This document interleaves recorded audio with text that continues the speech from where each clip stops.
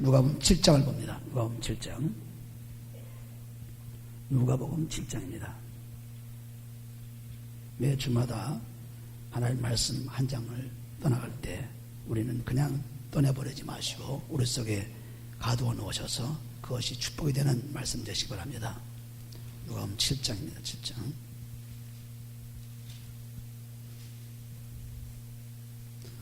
잠깐 기도한 후에 같이 말씀을 나누겠습니다. 아버지 하나님 감사합니다. 하나님께서 이 말씀을 주심으로 이 말씀을 통해서 내 영혼이 살고 그리고 축복받게 해주는 일을 감사합니다. 아버지 오늘도 우리 마음을 비우고 주의 말씀 받아들이는 놀라운 우리들 되어서 이 말씀의 열매를 맺고 잘 소화해서 하나님 영들에게 축복해 주옵소서. 축복하며 감사할 때 예수님을 기도합니다. 아멘. 7장을 보시게 되면 예수께서 모든 말씀을 백성에게 들려주시기를 마치신 후에 가버나움으로 들어가시니라. 예수님은 계속 다니시면서 무슨 일을 했습니까? 말씀 전하는 일을 하셨죠. 그리고 말씀을 전하시면서 어떤 일을 했습니까? 모든 사람들이 어려운 문제들을 해결해 놓았습니다. 그렇기 때문에 2절에 보시면 어떤 백부장의 사랑하는 종이 병들어 죽게 되었더니 예수의 소문을 듣고 유대인의 장로 며칠 보내어 오셔서 그 종을 구원하시기를 정한지라. 이에 저희가 예수께 나와 간절히 구하여 가로되 이 일을 하시는 것이 이 사람에게는 합당하니이다. 저가 우리 민족을 사랑하고 또한 우리를 위하여 회당을 지었나이다 하니 예수께서 함께 가실새 이에 그 집이 멀지 아니하여 백부장을 이 벗들을 보내어 가로되 주여 수고하지 마옵소서. 내 집에 들어오심을 나는 감당치 못하겠나이다. 그러므로 내가 주께 나아가기도 감당치 못한 줄을 알았나이다. 말씀만 하사 내 하인을 낫게 하소서. 저도 남의 수하에 든 사람이요 제 아래에도 군병이 있으니 이더러 가라 하면 가고 저더러 오라 하면 오고 제 정도로 이것을 하라 하면 하나이다. 예수께서 들으시고 저를 기이 여기어 돌이키사 쫓는 무리에게 이르시되 내가 너에게 있노니 이스라엘 중에서도 이만한 믿음을 만나보지 못하였노라 하시더라. 보내었던 사람들이 집으로 돌아가 보매 종이 이미 강건하여졌더라 했습니다. 이것은 백부장, 로마의 그 군인 백부장이 예수님의 소문을 듣고 자기 그 하인이 병들어 있는 것을 고치기 위해서 이제 예수님께 청하는데 이 사람은 유대 나라를 위해서 많이 애쓴 사람이라고 지금 말씀하고 있죠. 그래서 많은 사람들을 사랑하고 많은 사람들을 위해서 일한 그러한 이방인 로마 군사입니다. 그런데 이 백부장이 유대 장로들을 보내어서 예수님께 좀 부탁해서 우리 나의 하인을 좀 고쳐달라고 이렇게 얘기합니다. 그리고 그러니까 그들이 예수님께 나와서 고쳐달라고 얘기하죠. 그런데 그 백부장의 집이 예수님과 걸어오시는 그 거리가 그렇게 멀지 않아서 지금 걸어오신 걸 보고서 자기 또 친구들을 보내서 자기 또 하인들을 보내가지고 예수님이 다시 여기 우리 집에 들어오지 못하도록 그리고 말씀으로만 고칠 수 있나이다 하는 7절에 보시면은 그러므로 내가 주께 나아가기도 감당치 못할 줄을 알았나이다. 말씀만 하사 내 하인을 낫게 하소서. 말씀만 하면 될 수 있습니다 하는 믿음입니다. 백부장의 믿음은 확실한 믿음이죠.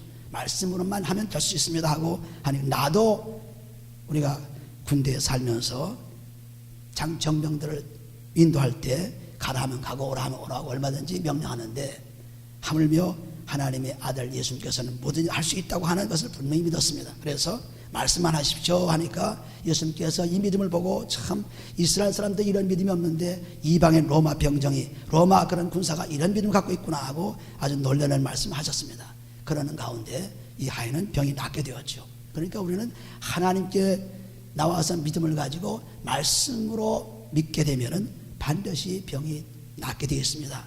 모든 문제 해결되어 있죠. 그래서 오늘 우리가 마태복음 8장 17절에도 보시면은 말씀으로 모든 병자를 치료했다고 기록되어 있습니다. 그러므로 이 백부장의 믿음은 하나님을 찾고 있는 저들 유대인들, 바리새인들, 서기관들 믿음보다 훨씬 앞선 믿음이죠. 우리 말씀만 해주셔서 고쳐받겠나이다는 강한 믿음을 통해서 하인이 낫게 되었습니다.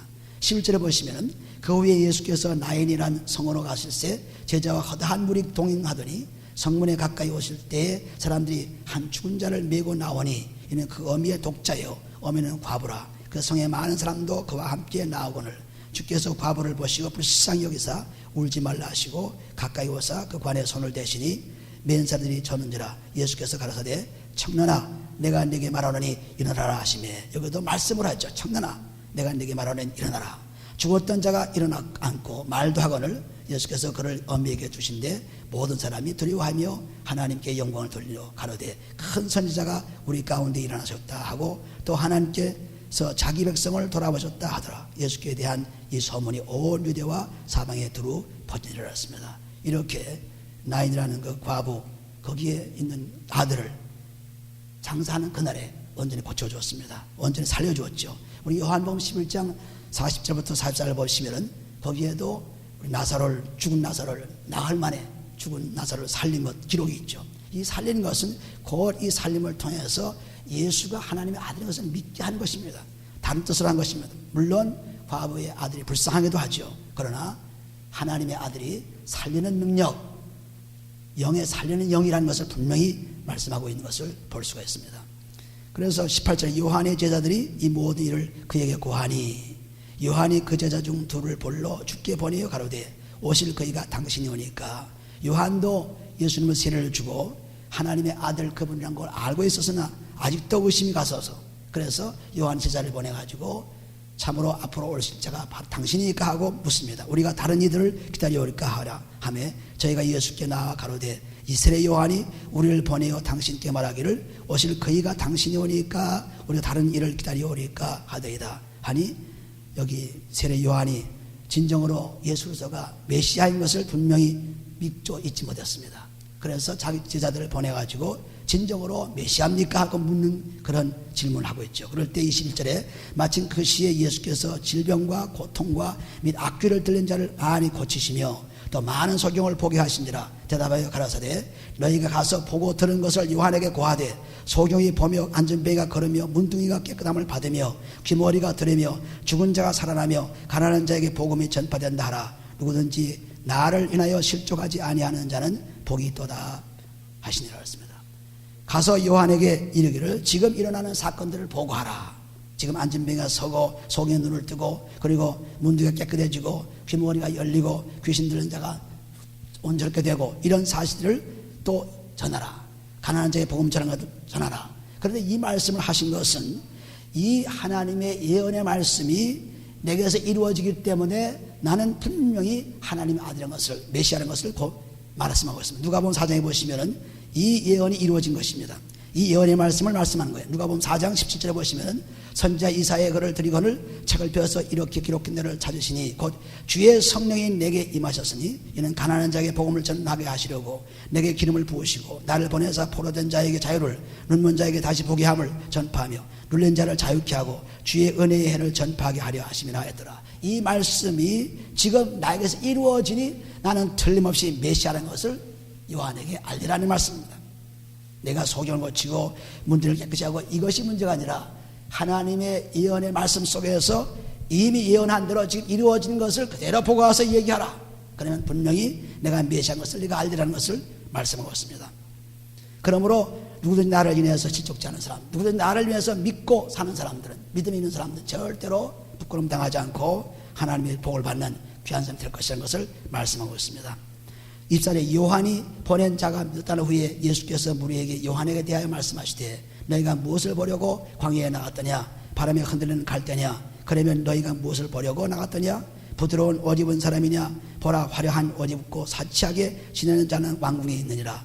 그러면 너희가 무엇을 보려고 나갔더냐? 선자보다 옳다. 내가 너희에게 이르노니 선자보다 나은 자니라 했습니다. 사람들이 왜 이렇게 나와서 뭘 보려고 그러느냐? 무엇을 구경하려고 나오느냐? 그런데 여기에 예수님께서는 세례 요한이 얼마나 놀라운 분인가를 말씀하고 있습니다. 기록된 바 20절에 기록된 바 보라 내가 내 사자를 내 앞에 보내노니 그가 내 앞에서 내 길을 예비하라 하는 것이 이 사람에 대한 말씀이나 이것도 예언의 말씀을 통해서 말씀하고 있죠. 이 예언의 말씀이 지금 기록된 대로 이루어진 것을 말씀하고 있습니다. 그러므로 이 예언을 통해서 이 요한이 진정으로 이제 예수 그리스도 메시아를 오게 하시는 길을 준비하시는 그런 선자라는 것을 분명히 말씀하고 있습니다. 내 앞에서 내 길을 예비하리라 하는 것이 이 사람에게 대한 말씀이라. 그리고 내가 너희에게 말하노니 여자가 낳은 자 중 요한보다 큰 이가 없도다. 그러나 하나님의 나라에서는 극히 작은 자라도 저보다 크니라 했습니다. 요한이 굉장한 선지자요, 굉장한 사람이지만은 그러나 여기 하나님 나라에서는 극히 작은 자라도 저보다 크다고 하는 것은 하나님 나라에 들어온 것이 얼마나 가치 있고 얼마나 큰 것인가를 말씀하고 있습니다. 우리가 요한이 위대한 선자라고 얘기하고 요한이 예언대로 이루어지는 놀라운 선자라고 얘기하지만 그보다 더 큰 것이 아무리 작은 자라도 천국에 들어가기만 하면 최고의 삶이 되는 것을 말씀하고 있습니다. 우리는 이 땅에 살고 있지만 잠시는 우리 육신의 몸을 벗고 천국으로 가느냐 하면 지옥 가느냐 두 가지 중에 하나 있습니다. 그러므로 믿으면 천국 가고 믿지 않으면 지옥 간다는 것이 마가복음 16장 15절에 기록되고 있죠. 15절 16절에 기록되고 있습니다. 그러므로 우리는 믿어야 천국까지, 믿지 않으면 천국 갈 수가 없습니다. 그러니까 우리 믿고 천국 가는 길이죠. 우리 이 땅에서 오래 살 수 없습니다. 언젠간 떠납니다. 조만간 떠나죠. 그렇기 때문에 떠나기 전에 예수를 열심히 믿고 나면은 우리가 비록 세상에서 작은 자라고 평가받고 별볼볼 아닌 사람이라고 할지라도 그 작은 자라도 요한의 위대한 선자보다 크다고 하는 천국에 들어간 것이 얼마나 귀한 것인가를 말씀하고 있죠. 의식구는 모든 백성과 세리들은 이미 요한의 세례를 받은지라 이 말씀을 듣고 하나님을 의롭다 하되, 여기도 모든 백성과 세리들, 즉 세상에서 천한 사람들, 세상에 별볼 거 없는 사람들, 이러한 또 세상에 손가락질 받는 사람들, 이런 사람들은 세례를 받고 오히려 여기 보면은 하나님을 의롭다 하되 오직 바리새인과 율법자들은 그 세례를 받지 아니한지라 그랬습니다. 스스로 하나님의 뜻을 저버리라 그랬습니다. 자기만 의롭다 하는 바리새인 서기관들, 나만이 저 악한 자들, 나만이 세리보다, 나만이 저 취한 사람보다 낫다고 하는 자기 일을 드러내는 그런 사람들, 바리새인 서기관들, 하나님을 믿고 있지만은 구원받지 못하는 사람들이죠. 이런 사람들은 세례를 받지 못해서 회개치 못하는 사람들이었습니다. 그래서 외식하는 사람이 되었죠. 하나님 뜻을 잊어버리느라. 또 가라사대 이 세대의 사람을 무엇으로 비유할꼬, 무엇과 같은고, 비유컨대 아이들이 장터에 앉아 서로 불러 가로되 우리가 너희를 향하여 피를 불어도 너희가 춤추지 않고 우리가 애곡을 하여도 너희가 울지 아니하였다 함과 또 다르습니다. 이것은 곧 세상 사람들이 반응을 말합니다. 아무리 하나님 말씀을 증거하고 예수님께서 오셔서 병자를 고치면서 복음을 증거하고 죽은 자를 살리면서 복음을 증거해도 아직도 믿지 않는 저들, 강팍한 사람들, 저 사람들, 계속해서 복음을 증거해도 모르는 척하는 사람들, 무관심한 사람들, 이런 사람들을 지금 얘기하고 있습니다. 무관심한 사람들. 세례 요한이 와서 떡도 먹지 아니하며 포도주도 마시지 아니하며 너희가 너희 말이 귀신 들렸다 하더니, 세례 요한이 와서 떡도 먹지 않고 또 술도 마시지 않고 그렇게 보는 것을 보고 사람들은 귀신 들렸다. 왜냐하면 세례 요한은 우리가 떡을 먹지 않고 그런 걸 먹지 않고 석청이나 메뚜기를 먹고 살았죠. 마태복음 3장 4절에 보시면은 광야에서 그냥 사는 것입니다. 옷도 별로 가죽 띠를 띠고 그리고 옷도 가죽 옷을 입고 별로 좋은 옷을 입지 못하고 광야에서 사는 그러한 사람이었습니다. 그럴 때 사람들은 귀신 들렸다, 즉 바리새인 서기관들은 귀신 들려서 저러는구나 하고 얘기합니다. 그런데 또 30절에 보시면 세리와 죄인의 친구라, 여기 보면은 34절에 보시면 인자는 와서 먹고 마심에 너희 말이 보라 먹기를 탐하고 포도주를 즐기는 사람이요 세리와 죄인의 친구로다 하니 지혜는 자기의 모든 자녀로 인하여 옳다함을 얻느니라 했습니다. 그런데 예수님 오셔서 죄인들과 함께 먹고 마시니까 저거는 아주 탐하고 그리고 술 마시고 아주 탐욕에 찬 그런 사람이라 이렇게 얘기했습니다. 그래서 얼마든지 사람들을 잘못을 찾으려면 수없이 잘못을 찾죠. 요한이 와서 떡도 안 먹고 포도주도 안 마시니까 귀신 들렸다고 얘기하고, 또 예수님께서 오셔서 죄인들과 함께 먹고 마실 때 저건 탐욕하는 사람이라고 이렇게 얘기했습니다. 그러니까 얼마든지 우리가 트집을 잡으려면 얼마든지 잡죠. 그러니까 바리새인과 서기관들은 계속해서 옛사람의 옷을 벗지 못하고 그대로 묵은 포도주 속에 살면서 그대로 예수님이 하신 일을 자꾸 헐뜯는 것입니다. 하나님 하신 일을 헐뜯는 것이죠. 그러니까 하나님이 하신 일을 헐뜯는 데는 도리가 없습니다.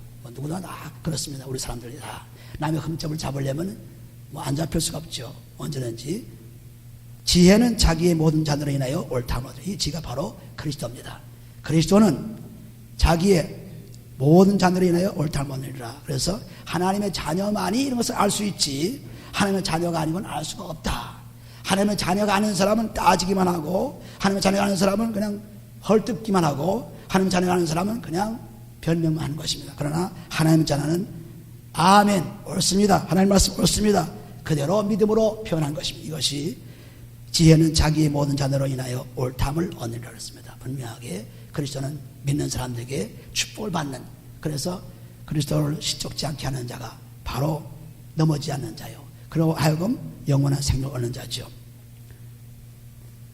30절을 보시면 이제 지금까지 그 말씀하신 그 말씀을 보고 우리는 계속해서 하나님께서, 예수님께서 설교하시는 그 설교가 무엇인가를 분명히 아셔야 돼요. 설교는 곧 죄인을 향해 설교하는 것입니다. 죄인들이 돌아가기를 원하고 죄인들을 구원하기 위한 것이 예수님의 오신 목적입니다. 그렇기 때문에 예수님의 설교는 전부 죄인을 향한 설교예요. 다른 것이 아닙니다. 그래서 3절 한 바리새인이 예수에게 가지고 함께 잡수시기를 정하니 이에 바리새인의 집에 들어가 앉았을 때에 그 동네에 죄인인 한 여자가 있어 예수께 바리새인의 집에 앉으셨음을 알고 향유 담은 옥합을 가지고 와서 예수의 뒤로 그 발 곁에 서서 울며 눈물로 그 발을 적시고 자기 머리털을 씻고 그 발에 입 맞추고 향유를 부으니 그랬습니다.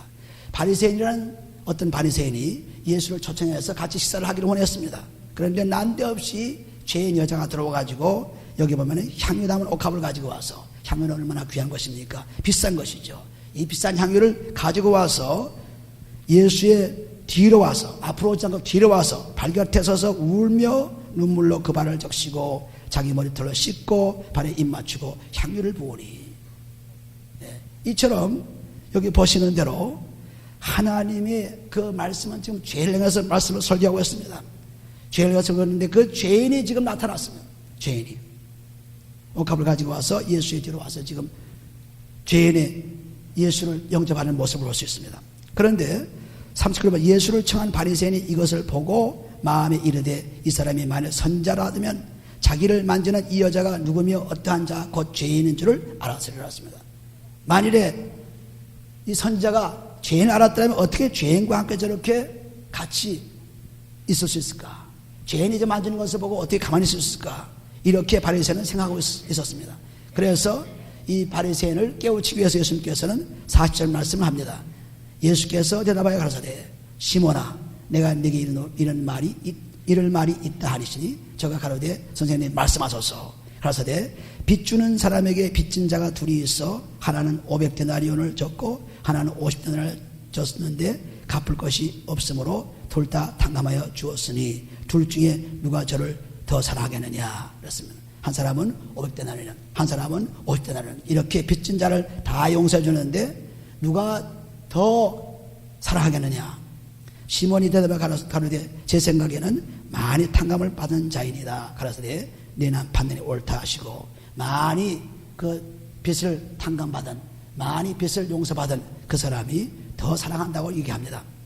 그래서 42절에 여자를 돌아보시고 보시며 시몬에게 이르시되 이 여자로 보느냐? 내가 네 집에 들어오매 너는 내게 발 씻을 물도 주지 아니하였소되 이 여자는 눈물로 내 발을 적시고 그 머리털로 씻었으며 너는 내게 입맞추지 아니하였으되 저는 내게 들어올 때로부터 내 발에 입맞추기를 그치지 아니하였으며 너는 내 머리에 감람유도 붓지 아니하였으되 저는 향유를 내게 발에 부어내리라. 그래서 바리새인이 초청한 바리새인과 그냥 불청객인 그 죄인의 여자가 들어와서 한 것을 비교하면서 너는 나를 초청했지만은 복받을 일을 못하고 있다.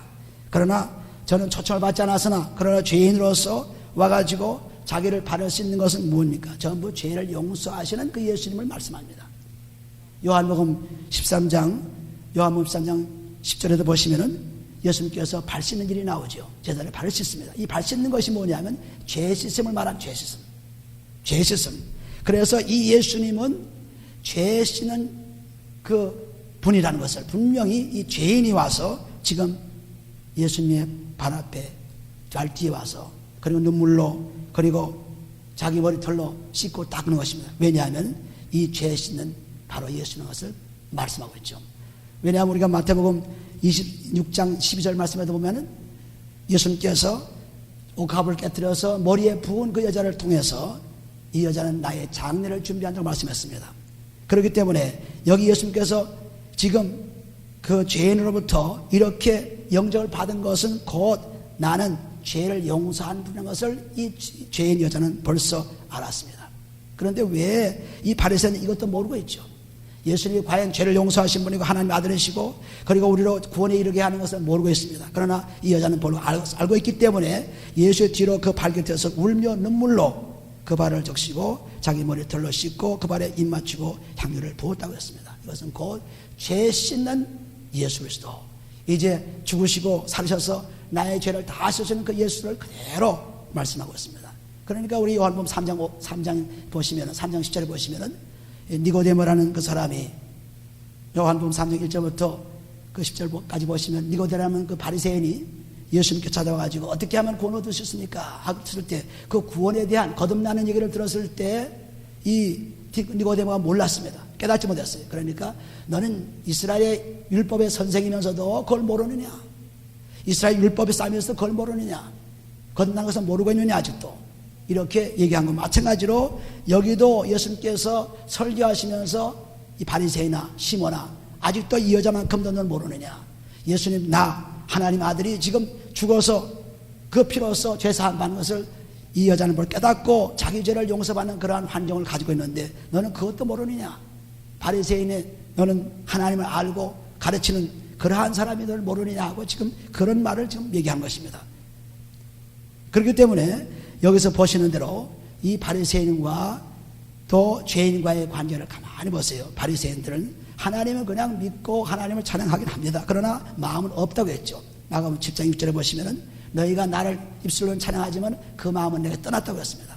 마찬가지로 여기도 초청을 했습니다. 그러나 대접할 줄 몰라요. 영접할 줄 몰라요. 어떻게 하면 죄를 사하는 것을 모릅니다. 그러나 이 죄인은 분명히 알았죠. 그래서 죄를 향해서 설교하시는 예수님. 그러므로 그 다음에 46절에 보시면은 이러므로 내가 네게 말하노니 저희 많은 죄가 사하여졌도다. 이는 저희 사랑함이 많음이라. 사랑 받은 일이 적은 자는 적게 사랑하리라. 이 말씀을 한번 같이 읽읍시다. 47절 이러므로 내가 네게 말하노니 저희 많은 죄가 사하여졌도다. 이는 저희 사랑함이 많음이라. 사함을 받은 일이 적은 자는 적게 사랑하였습니다.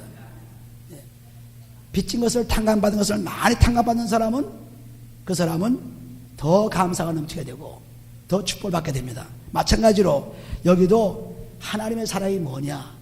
하나님의 사랑은 죄사함입니다. 죄사함. 하나님의 사랑은 우리는 하나님의 사랑을 잘못 알고 하트를 그려 표시하기도 하고 하나님의 사랑을 남을 도와준 것으로 사랑으로 표시하기도 하지만 하나님의 사랑은 죄사함이에요.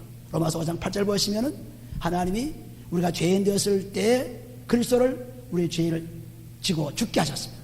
그래서 하나님의 사랑을 확증하셨다고 말씀하셨죠. 그러니까 하나님의 사랑은 죄사함이 있습니다. 그러니까 죄를 많이 사함받는 사람이 하나님을 가장 사랑하는 사람이죠. 죄를 많이, 하나님 사랑하는 사람은 누굽니까? 죄를 많이 용서받는 사람이에요. 여기 보시는 똑같은 말씀, 여기 보면은 이러므로 내가 너에게 말하니 저희 많은 죄가 사하여졌도다. 이는 저희 사랑함이 많음이라. 죄가 많이 사함받음으로 말미암아 그분의 사랑이 많다는 것을 의미하죠. 적게 사함받는 사람, 죄를 적게 용서받는 사람은 하나님 사랑하지 않아요. 하나님의 사랑은 죄 사함받는 데 있습니다. 그래서 하나님께 우리가 죄를 자백하면은 하나님은 그 사랑을 우리에게 주셔서 용서해 주시고 우리는 죄를 자꾸 내놓아서 하나님의 사랑받게 되는 것입니다. 그래서 온전히 죄 사함받지 못한 사람은 하나님의 사랑을 전혀 모릅니다. 알 수가 없죠. 하나님의 사랑이 뭔지.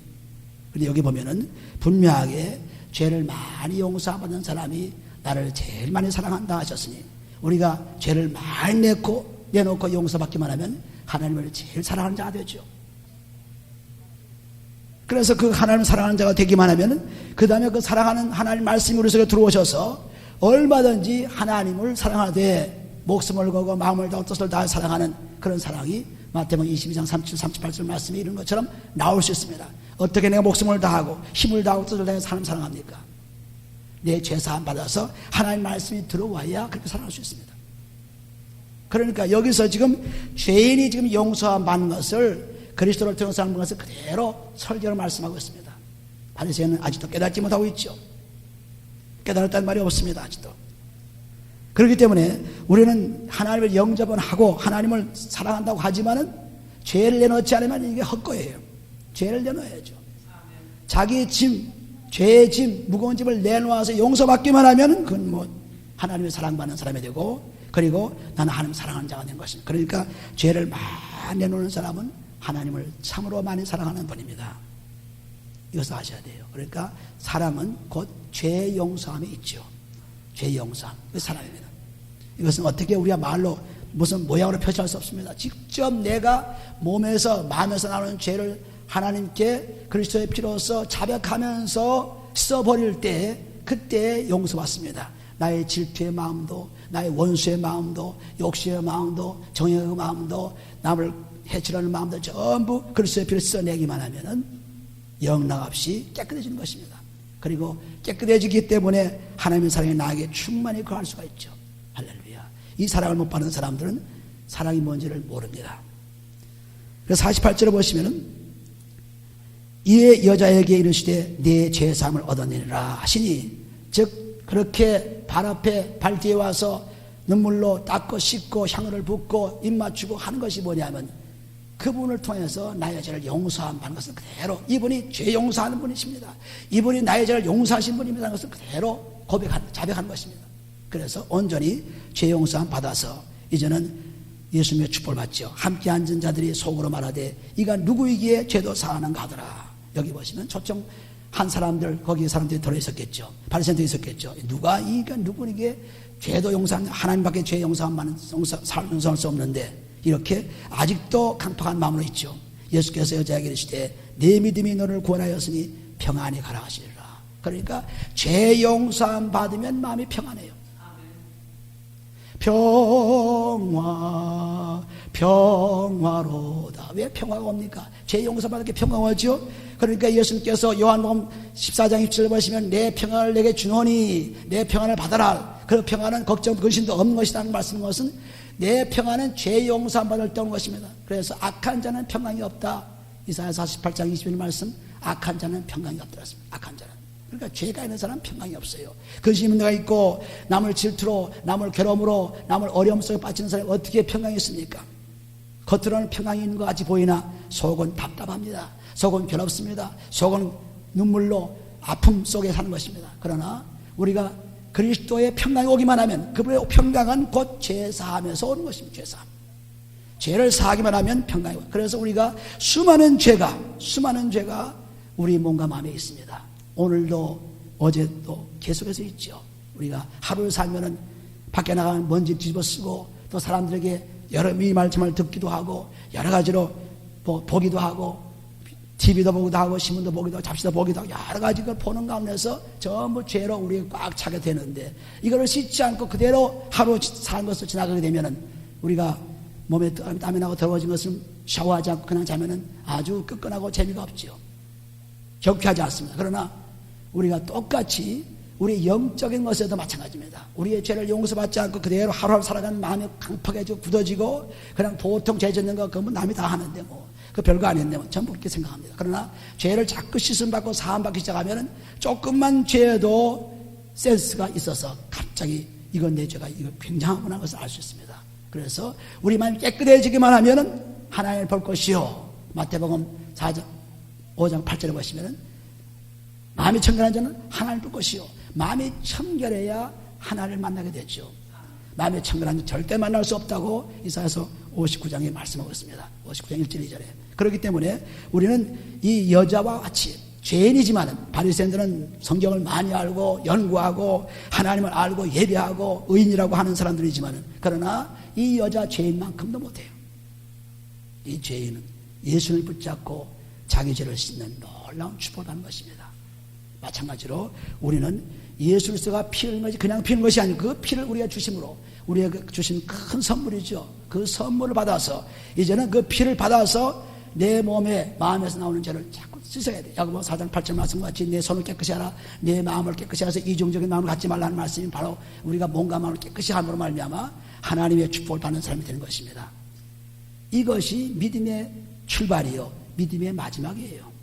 이 믿음이 다른 것이 아닙니다. 계속해서 우리의 몸에서 나오는 마음에서 나오는 죄를 그리스도의 피로 씻어서 깨끗한 바다 하나님의 사랑을 흠뻑 받는 것입니다. 그 사랑을 받는 사람이 다른 사람을 사랑하지 않을 수 없죠. 하나님의 사랑에 꽉 차 있습니까? 사랑한다는 것이 무엇입니까? 우리가 로마서 13장 보시면 로마서 13장 하나님 사랑이 바로 이웃 사랑과 마찬가지입니다. 사람이 로마서 13장 보시면 8절에 피차 사랑의 빛 외에는 아무에게도 아무 빛도 지지 말라. 남을 가당하는 자는 율법을 다 이루었더랬습니다. 그러므로 간음하지 말라, 살인하지 말라, 도둑질하지 말라, 탐내지 말라 한 것과 그 위에 다른 생명이 있을지라도 네 이웃을 네 자신과 같이 사랑하라 하신 그 말씀 가운데 다 들으리라. 사랑은 이웃에게 악을 행치 아니하느니 그러므로 사랑은 율법의 완전하였습니다. 그러면서 온전히 우리의 죄를 용서받는, 악을 용서받는 것이 사랑의 축복을 받는 거예요. 사랑을 이룬 것입니다. 그러므로 우리가 이 여자처럼 천하고 보잘것없고 불청객이나 그러나 예수님의 발을 붙잡고 울며 통곡하며 죄사함 받는 그러한 사람이 되어야 되죠. 왜 우리가 그렇게 합니까? 그래 예수님께서 여자에게 나중에 내 죄가 용서받았으니 네가 구원받았으니 이제는 평안히 가라, 평안히 가라, 평안히 가라. 그래서 믿음을 완전히 완성시켜 줍니다. 평안으로 완성시켜 주죠. 그러므로 우리는 오늘도 내일도 계속해서 그리스도의 피를 받아서 씻어야 돼요. 왜? 씻으라고 했으니까. 베드로전서 1장 2절 말씀에 핏불을 받기 위해서 택함 받았더랬습니다. 그러므로 그리스도의 피를 자꾸 몸과 마음에 뿌려서 우리가 죄지었던 수십 년 죄지었던 그것을 하나씩 찢어서 완전히 우리가 한 해 혹은 두 해, 3년 혹은 4년 동안에 완전히 써버리는 그런 결과도 가져오고 일생을 두고 끊임없이 죄사함 받는 길이 축복이 되죠. 우리는 그냥 예수 믿고 믿음으로 살리라 아무리 떠들어도 죄사함 받지는 안 돼요. 그렇기 때문에 이 여자를 본받아서 그래서 예수님의 설교는 꼭 그 죄에 대해서 해방시키는 설교였지 다른 것이 아닙니다. 그러니까 그리스도 화목제물 십자가의 피 그거를 떠나서는 성경은 아무런 우리에게 유익을 줄 수 없습니다. 오직 그리스도 십자가 그 피를 통해서만 우리에게 축복을 주는 것입니다. 이 여자 축복을 우리들 다 받아서 평안히 사는 하나님 나라의 축복을 받는 우리 되시기를 예수님으로 축원해 드립니다. 기도합니다. 아버지 하나님 감사합니다. 주님 사랑해서 오늘도 살게 해주셨사오니 감사합니다. 주님 사랑한 것은 죄를 내놓는 길이 있사오니 죄를 내놓고 용서함 받음으로 주님의 사랑받고 우리도 주님을 사랑하면서 아버지 영광 돌리는 귀한 우리에게 축복해 주시고 그러므로 마음의 평강을 얻어 하나님의 축복을 받는 우리에게 인도하여 주시옵소서. 아버지 오늘도 아버지 우리 살아갈 때 하나님께 주시는 놀라운 선물 그리스도의 피를 받아 우리 몸과 마음을 뿌려서 깨끗이 함으로 감사하며 사며 평안하면서 살며 아버지 영광 돌리며 즐거운 하루를 보내면서 아버지 영광의 나라에 갈 수 있도록 주여 축복해 주옵소서. 축복하며 감사할 때 예수님의 기도합나이다. 아멘.